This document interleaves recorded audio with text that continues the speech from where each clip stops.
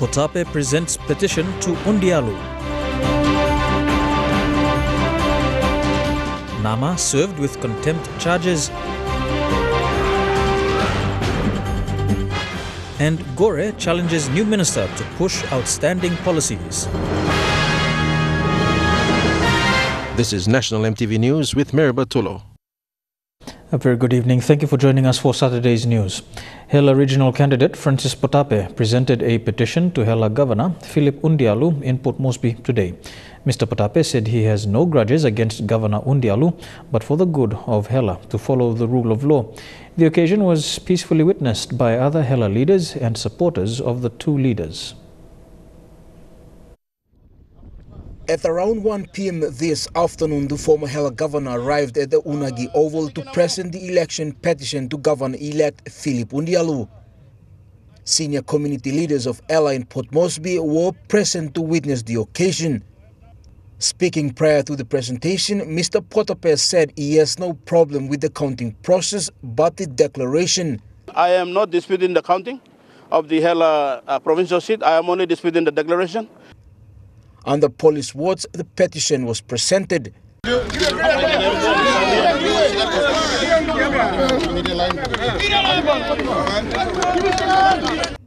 Hela Governor Philip Undialu welcomed the petition, stating the move shows maturity for a better Hela leadership. Me come to yellow, so him passing to na tokosa me formally accept him live law big man. I blow public, I blow Hela also in the private business blow. Undialu for the time blow people, resource blow people, na me blow magi most blow people. It is the third petition presented to Undialu by Potape over the election process. But Undialu believes he was declared rightfully. Conscience blow me a clear also. Potape come second one time, 66,078 votes. However, Potape's dispute is based on the alleged hijacking of the declaration, banning of master counting tally and discrepancies in the final stages of declaration. I believe that I have won the Hela governorship, and the election manager has hijacked it and gave it to Philip Undialu and written the writ secretly in Port Moresby, and I am disputing all of that. The presentation is the first witnessed by the Hela community in Port Moresby. So this time first of his can hold him long, or Hela hold him long. Unagi over now, peacefully. Both leaders have called on people in Hela to remain calm and let the court decide the fate of the petition. We cannot fight anymore. We cannot take arms and challenge each other and so forth. Only the court can settle this sort of disputes, this sort of grievances. So that's what I'm doing. Jack Lapave Jr., National EMTV News. Police in Manus province have reported several major incidents within the province. According to police, a man from the Highlands region was stabbed in the head after being attacked by a mob. The victim was rushed to Lorengau General Hospital for treatment. A suspect is in police custody.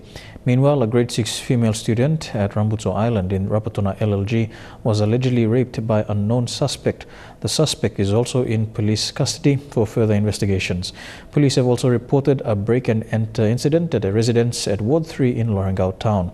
No suspects have been reported and police are investigating.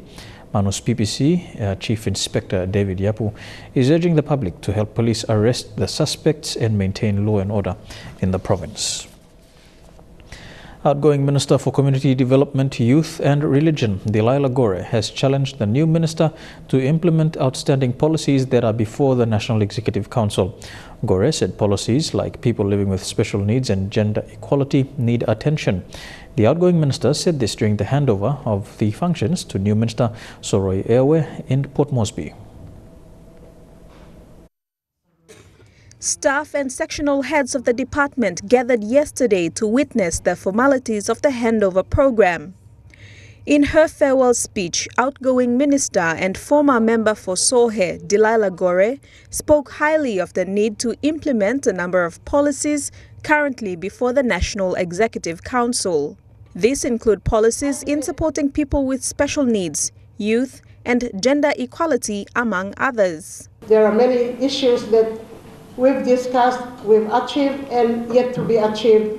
I'm sure the new minister will take it through from where I have stopped. In the past term of government, efforts to implement policies drafted by the department had received little attention. The outgoing minister says the minister will be backed by the department to present valid key points for NEC to enforce the policies.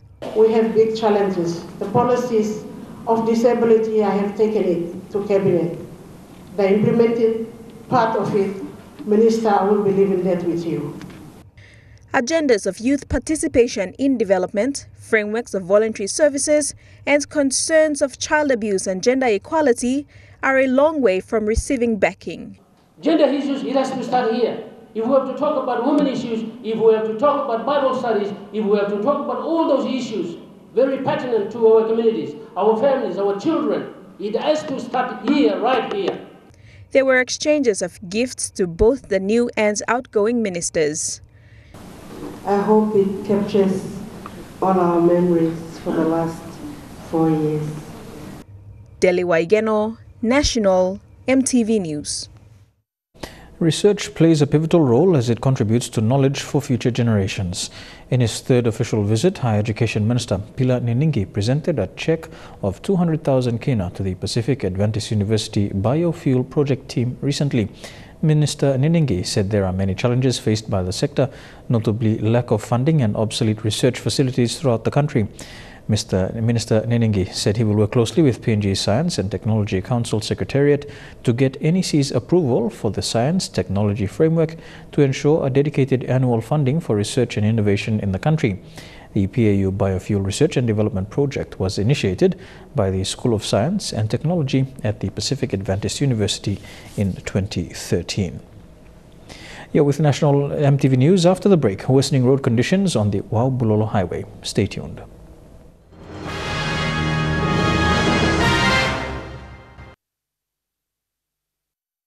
Welcome back to National EMTV News. Don Bosco Technical Secondary School in Port Moresby celebrated its 32nd anniversary as well as the birthday of St. John Bosco with a cultural show. The event is just one among others organized to celebrate 32 years of Don Bosco as an educational institution. Father Angel Sanchez Rector said the event also coincides with the 202nd birth anniversary of founder St. John Bosco. All 22 provincial groups performed at the dancing arena to express the unique way of songs and culture. Diverse culture, one family, strong impasse in Bosco was DBT's cultural show theme. Other celebrations included Battle of the Bands, a family day, Bosco quiz, and a bingo social. Maintenance costs for the Waubulolo Highway in Morbe Province are likely to increase with the worsening road conditions. The bad roads have been subject to continuous rains and various sections of the road and bridges have eroded. The roads need urgent attention as this highway links the Bulolo, Manyama and parts of the Huon Gulf district with the rest of Morbe, and some of the country's major companies also operate along this highway. The Bulolo town bustles with activity every day of the week. Linked to Lay by road, people travel to and from Lay extensively whilst businesses provide goods and services. The road conditions, however, are in a bad state, getting worse with the heavy rains. Bibla baik sembilan bagrab. Suppose gaman no look save now. There's a bagrab la facing the rainy walk up and down. Plani road walk buruk. Plani walk plani barret. Especially recently lokumalu come up. Somi Medi is the councillor for Ward 7 in the Waubulolo Urban LLG.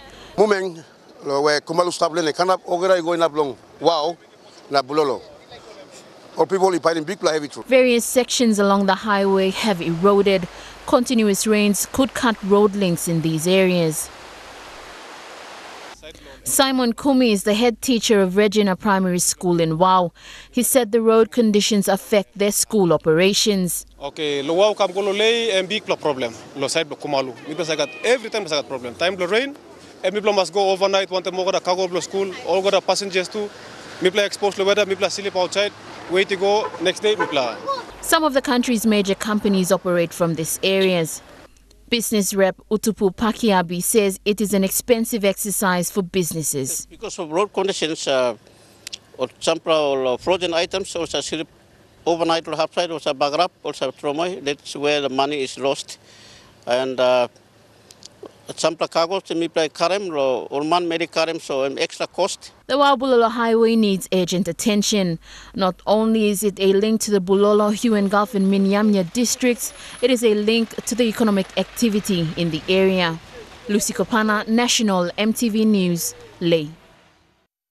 Gabensis villagers have threatened to block their stretch of the Waubololo highway if their appeals for assistance aren't addressed by the provincial authorities and concerned business houses within the next 7 days.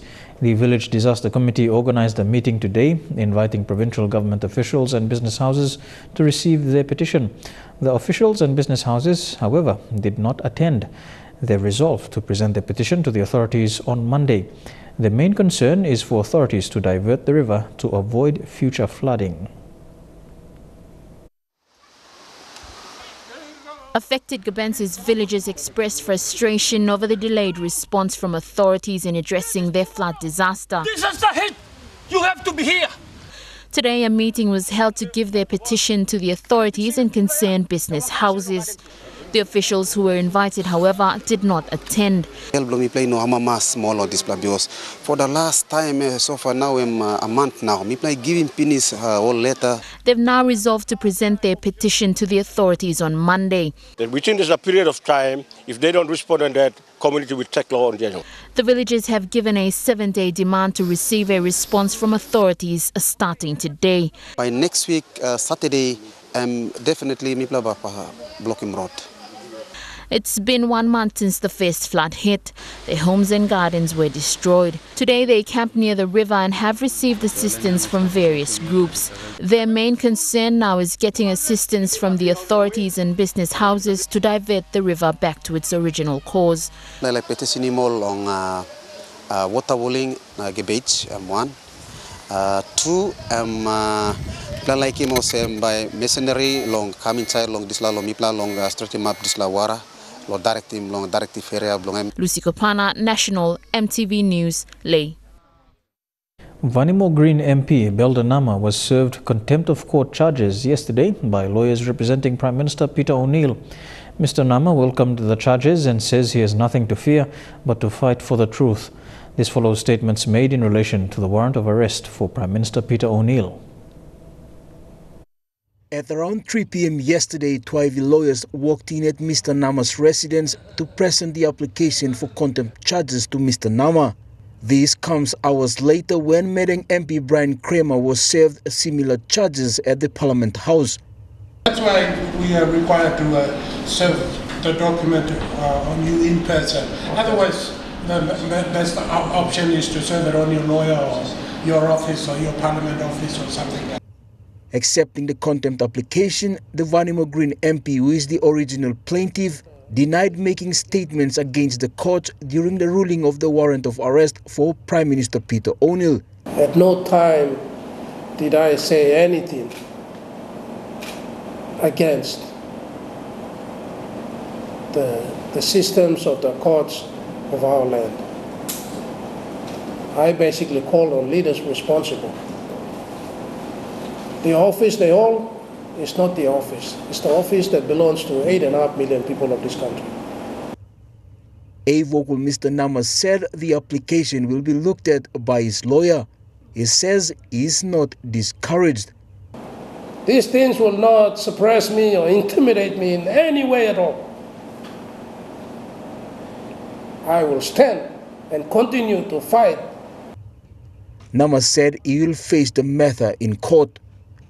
Jack Lapave Jr., National EMTV News. MTV's premier singing competition Vocal Fusion has announced the winners for its like and comment competition on its Facebook page. Winners flocked today to our Garden City studios to collect their tickets. They thanked the talent show for this initiative to support its loyal and new followers. It was a slow Saturday at the MTV Garden City studios, but it soon picked up at 11 a.m. as winners of the Vocal Fusion Hunters final home played match tickets showed up to collect their prizes. Some entered for themselves. It was just through Facebook.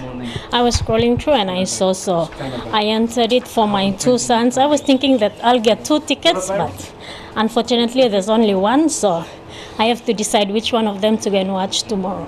While others entered for their children to attend. I want to say thank you to the MTV Vocal Fusion for the ticket.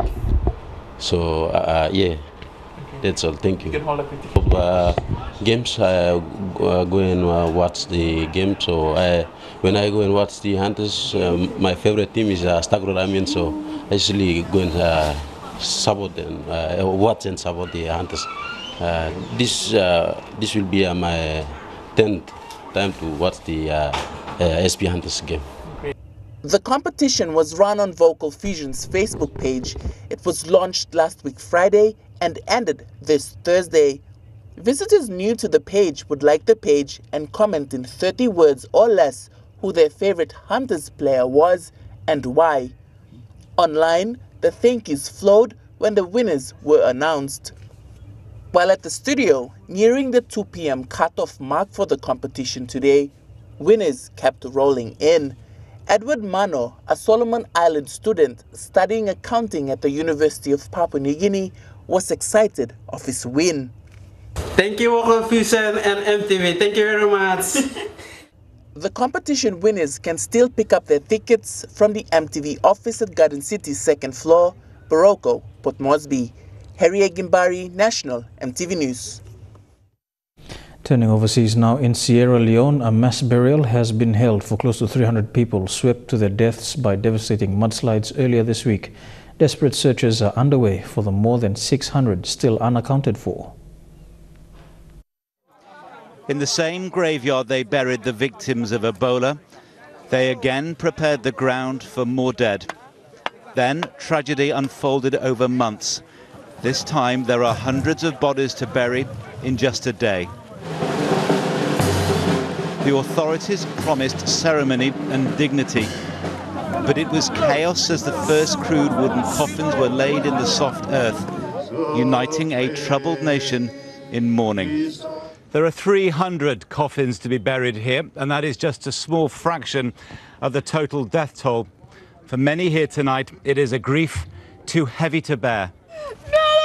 For those who have lost everything, there is no comfort, no solace. But there are heightened emotions everywhere. Earlier, in an angry crowd, we found survivors with their own concerns. No food, no shelter, no help. Kadi's mother and father are dead. An aunt cares for her. There is no one else to help, they say. I'm mad. I lost my daughter, my wife's elder sister, and my sister is right now hospitalized at Connors Hospital. Come on, for God's sake, did you tell I have to come here for food? Dawuda is the last man standing in the last house standing before the chasm left by the mudslide. Remember, like a thunder or a plane's crash. The sound that we remember, people are crying. Help, help, help, but there is no way. You cannot see people because the red dust was covered all over the area. Now this is the last house. After here there is nothing left. Nothing left. Yes. All my friends and my neighbors, let me say my friends, my best friends, all of them, they are gone. Sierra Leone has grown weary of tragedy, civil war, disease, now this. It's as if the land is cursed, some say. This week, it's been hard to disagree. Controversial Australian politician Pauline Hanson is admitting her stunt of wearing a burka in Parliament this week has lost her allies. The One Nation leader feels she made her point that burkas are a security threat. Senators couldn't quite believe their eyes. Oh, what on earth? And the Senate President, Stephen Parry, wasn't entirely sure what to do. I'm just going to reflect on the mode of dress that Senator Hanson is using. If Senator Hanson can stay here unchallenged, can I appear tomorrow in fancy dress? Pauline Hanson had been asked to remove her headpiece to be identified by the clerk before entering the chamber. Senator Parry revealing the burqa isn't on the list of forbidden Senate attire. Such as pyjamas and things like that. But when she stood to ask her question, I'm quite happy to remove this because this is not what should belong in this Parliament. Giving voice to her obvious point. In light of our national security of this nation, will the Attorney-General then ban the burqa? Attorney-General George Brandis gave her a direct reply. No, we will not be banning the burqa. followed by an emotional dressing down, saying maintaining respect for the Muslim community is vital to security intelligence gathering. And to ridicule that community, to drive it into a corner, to mock its religious garments is an appalling thing to do, and I would ask you to reflect on what you have done. Order. Sparking the rarest of displays in Parliament, a standing ovation from Labor and the Greens, if not from his own senators. It was a stunt. I want to say that George Brander spoke with eloquence and with wisdom. Senator Hanson was unrepentant, returning to the chamber. I call on the government to ban full face coverings in public places. And on the way out, This can never be allowed to be part of our future, full face covering in Parliament. her views now fully unveiled. You're watching National EMTV News. We'll have more stories making headlines overseas after these messages. Stay with us.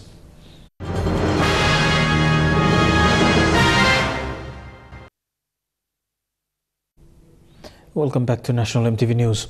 A night of terror in Barcelona spilled over into the morning as a second terror plot was foiled. 5 suspected terrorists reportedly wearing explosive belts were killed in the shootout with police before they could carry out their plan. But earlier, panicked crowds scattered screaming as an attacker drove through a crowd of holiday makers, killing at least 13 people and injuring more than 100.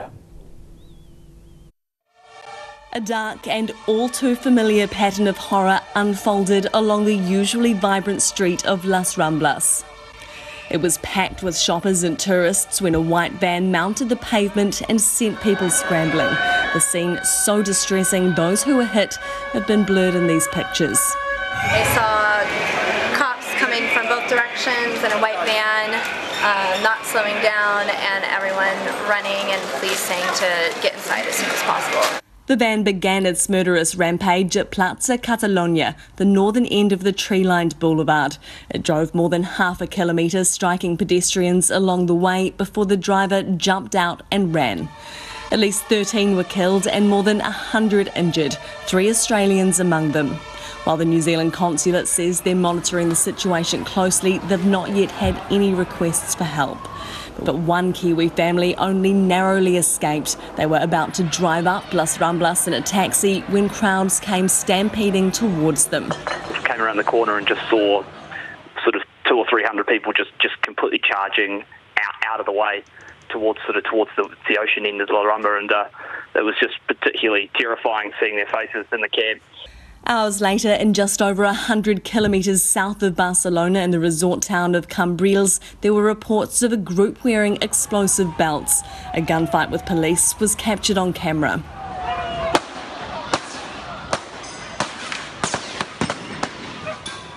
Four suspects were shot dead, a fifth died later of his injuries. 6 bystanders and a police officer were also injured.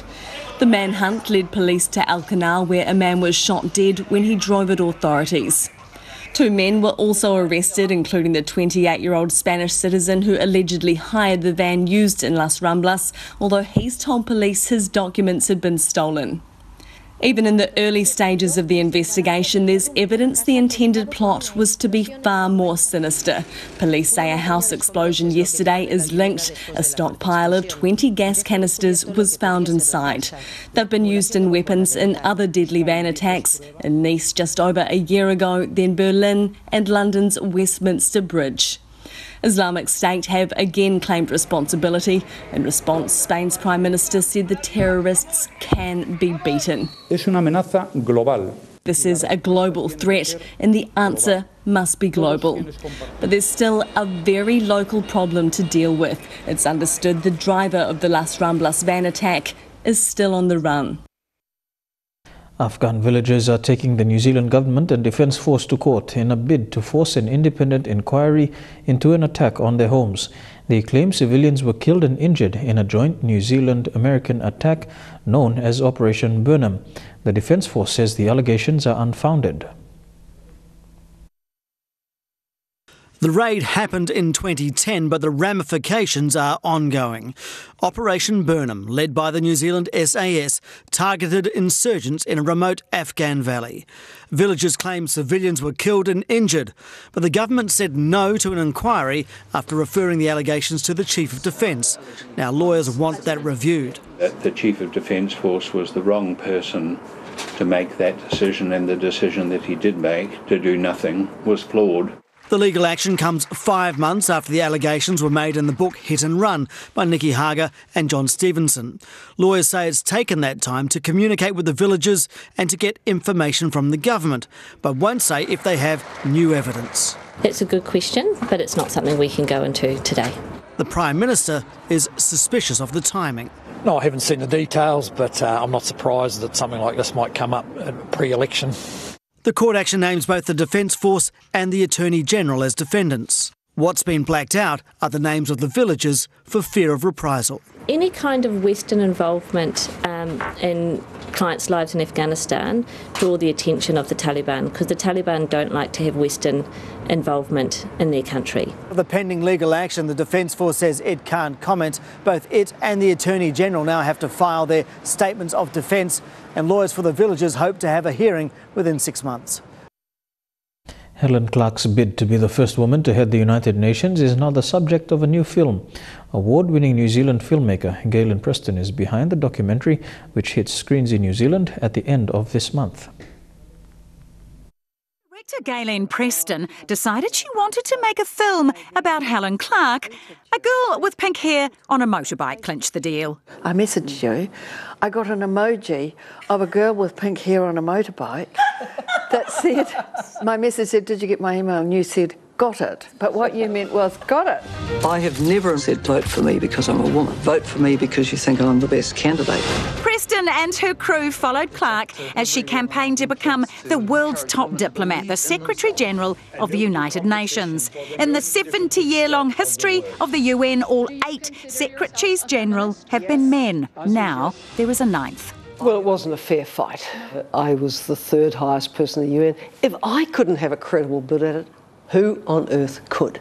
Do you see a future where that will happen? If the 10th Secretary-General elected is a man, I think the UN will be a laughingstock. And does she feel she made a difference by running? What has been positive, and this comes out in the audience reaction to the film, is it's making a lot of women very angry. And actually a lot of men pretty angry as well. In the lead up to our own elections, Clark has been very vocal, especially over questioning of new Labour leader Jacinda Ardern. I'm outraged by it. The humiliating thing for New Zealand is that idiotic questioning then went right through the global media, making New Zealand look like a country of dorks that couldn't accept young modern women making their own decisions and not having to have that kind of ridiculous questioning. While this film's primary focus is her public life, we do get a glimpse of her very private life. And by crikey, don't ever fry a sausage near Helen Clark.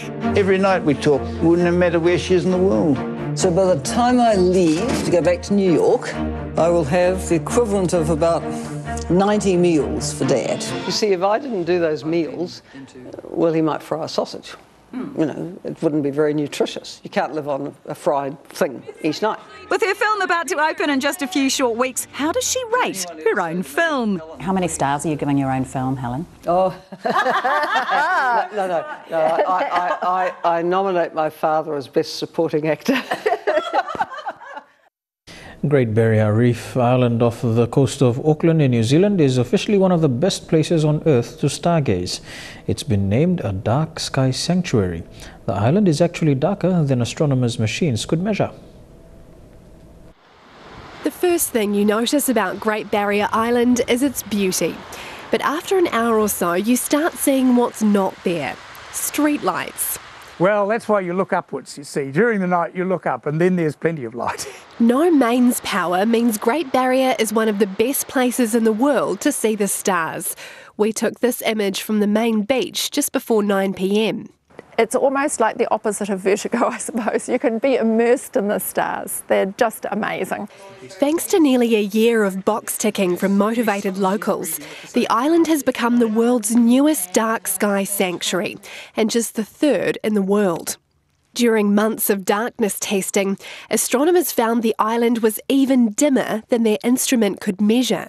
So they had to get in touch with the manufacturer and ask them if these readings were possible. It turned out that, yes, you can have it that dark. Still, the odd neighbour had to be asked to change their habits. We did manage to find 4 places that had outdoor lights that we could register on a light meter. So we actually went and approached all 4 of those places and asked them if they would mind modifying their lights so that they were shielded and pointed down. All 4 of them agreed straight away. 10% of the island's 900 residents are taking astrology courses to become potential tour guides. It's hoped the new sanctuary status will bring in visitors to help businesses that struggle through winter and also keep the pristine island free of major development. I mean, it could change. And that's why we have to sort of look at making long-term plans to say, how do we keep this? Is this an insurance policy almost? I think so. The island is getting ready for the sanctuary's launch party tomorrow to celebrate their new official status as one of the darkest places on Earth.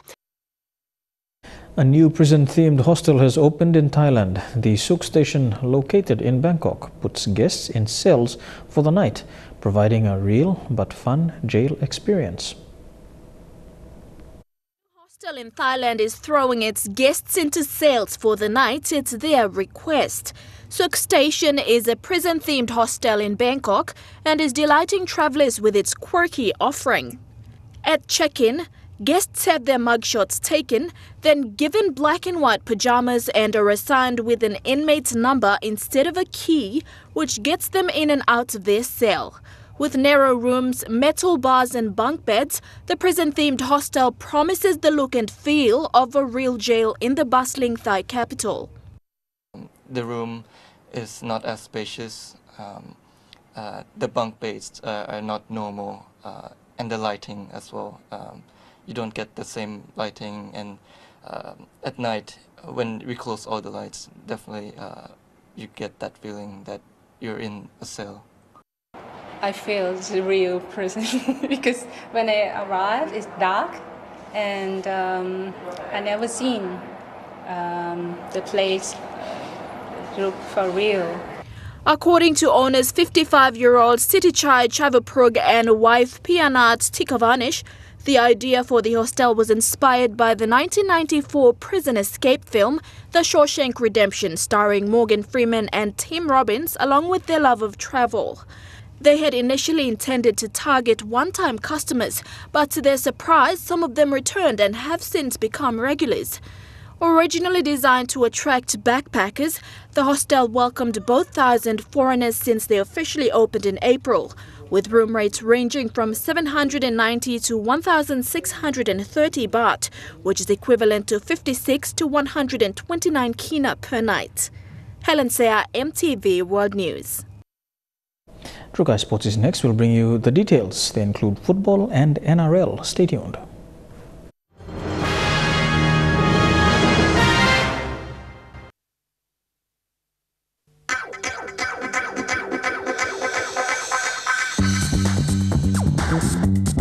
Trukai Sports.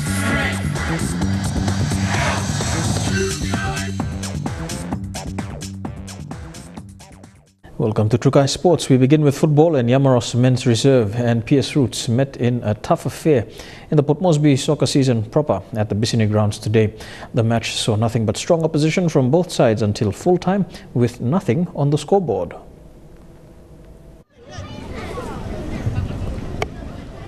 The Bissini Ground 2 was graced with red and yellow this afternoon as the Yamaros and the PS Roots set out to make the mark in the first half. Yamaros were hot in the Roots' defensive third early on.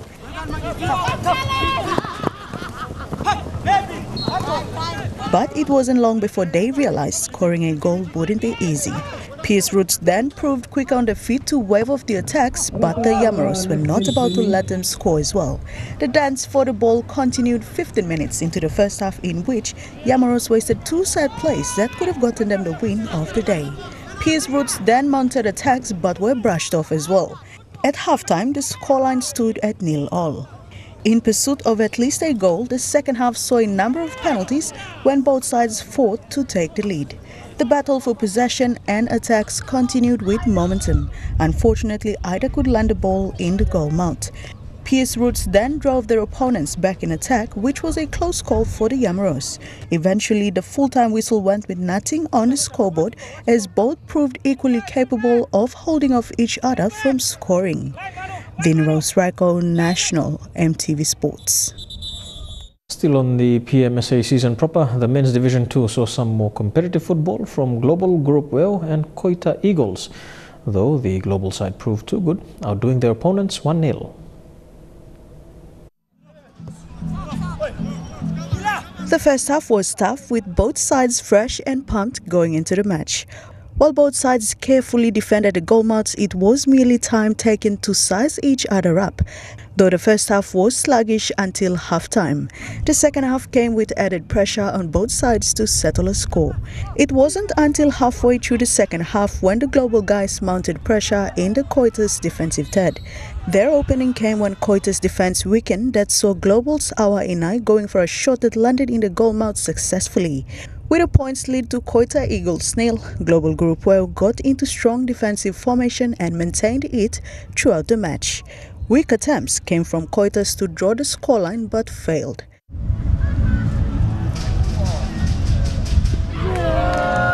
Global Group Well walked away winners at full-time with 1-0.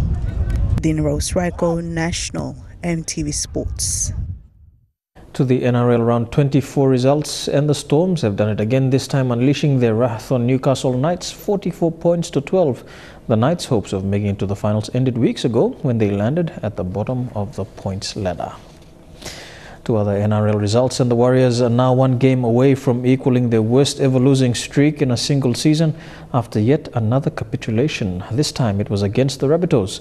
Their frustrated coach has finally had enough, admitting some of those players do not belong in the NRL. Can't blame their start. Tuivasa Sheck is going to score the opening try. And you can't blame their effort. Great tackle. So how did the Warriors end up losing their 7th straight game? You know, we've got some fellas who aren't quite ready for the NRL, to be honest. It certainly looked that way in the second half as they let in 24 points in 17 minutes. He dummies his way around Tuivasa Sheck. Yeah, I mean, that's probably just a switching off period. The NRL's leading try scorer notching a hat-trick, blowing his hamstring along the way against the Warriors side that hasn't won in Sydney in 2 years. At the minute, we've got some individuals who probably aren't quite ready for the rigours of what an NRL contest is about. That's hard to take after losing to a side with a college student on the wing. The Warriors veterans taken to school by another Bunnies team, Cameron Murray. But they're going to go over, under the posts. Cameron Murray has his first try in the NRL. Kearney hinting at major roster changes for next year. A quicker fix will be to, get some individuals in that, understand the business. Speaking of recruits, Kieran Foran's in doubt again, with back pain added to a long list of injury problems. The news even worse for Jacob Lillyman. He's likely out for the rest of the season with a torn bicep, although you'd have to say he won't be missing out on much. Trukai Sports continues after these messages. Don't go away.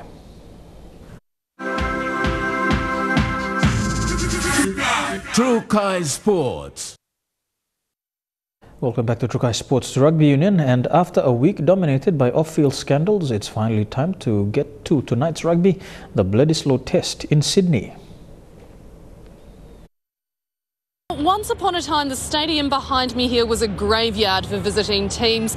Not so much anymore. Despite the All Blacks' well-documented off-field issues this week, the Wallabies are still the underdogs, and it comes at a time when they are really desperate for a good performance for the sake of the game in this country. And one man hoping to help them with that is former All Blacks skills coach turned Wallabies skills coach Mick Byrne. I caught up with him ahead of the test.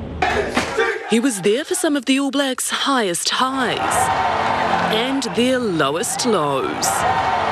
And it's clear, even after a year spent in the Australian green and gold, McBurn still has a soft spot for friends turned on-field foes. When you work closely with people and you go through some hard times and some good times together, that builds a bond and a friendship, and I'm still in touch with all the guys. Been in touch with them this week? Not this week, no.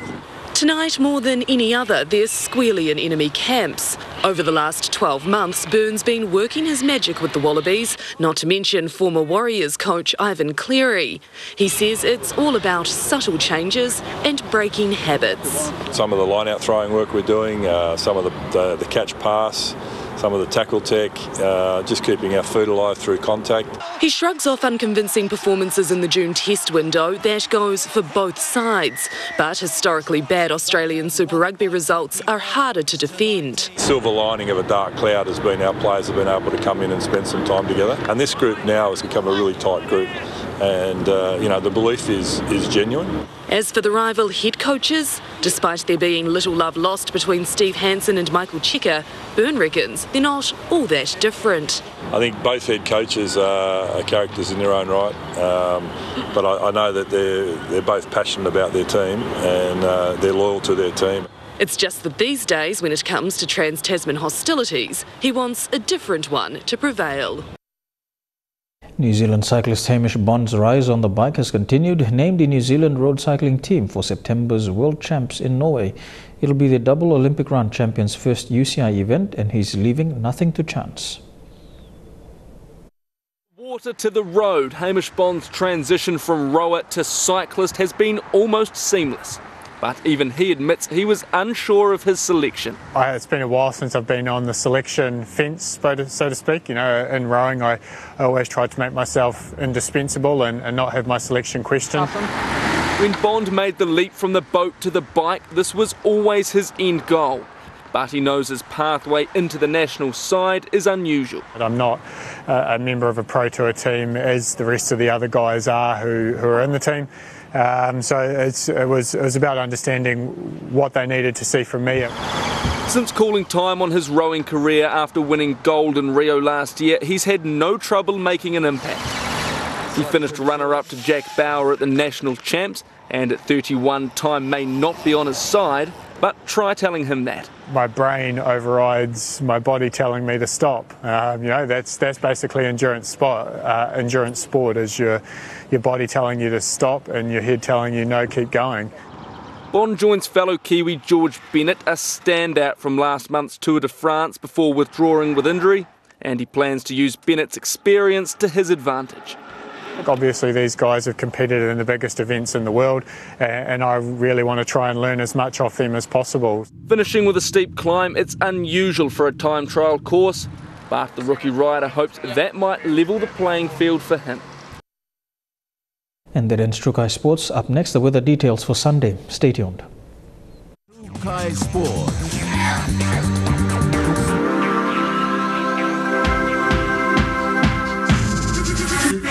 Trukai Sports.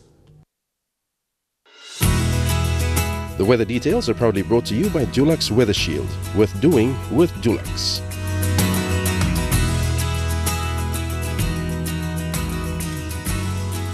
A look at the weather forecast for the next 24 hours in the southern region. Fine becoming cloudy for Port Moresby and Popondetta. Fine and windy for Daru and Alotau. Rain and cloudy weather over the next 24 hours for Kerma. To the Momasa region, rain and drizzle in Lae as well as in Wau. Medang, rain and drizzle as well. Cloudy weather with some rain for Vanimo. Fine becoming cloudy for Wewak. To the New Guinea Islands region, fine becoming cloudy for Lorengau. Rain expected in Kavieng. Rain and showers in Kokopo and Rabaul. Cloudy with some rain for Kimbe. Thundery showers expected in Buka. And in the Highlands region, Mount Hagen, Goroka, Kundiawa, Mandi and Wabeg, all these major centres can expect rain over the next 24 hours with morning fog.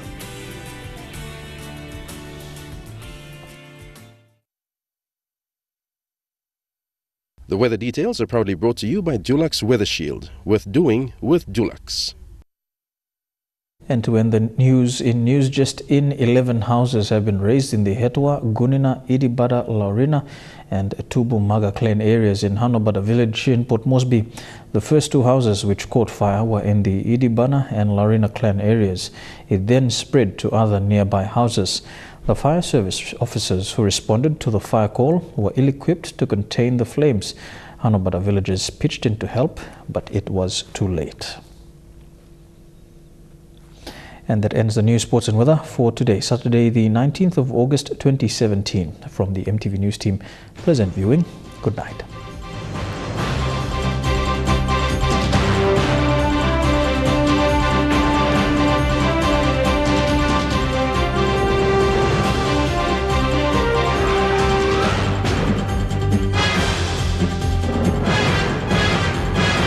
Thank you, Fusion and EMTV. Thank you very much.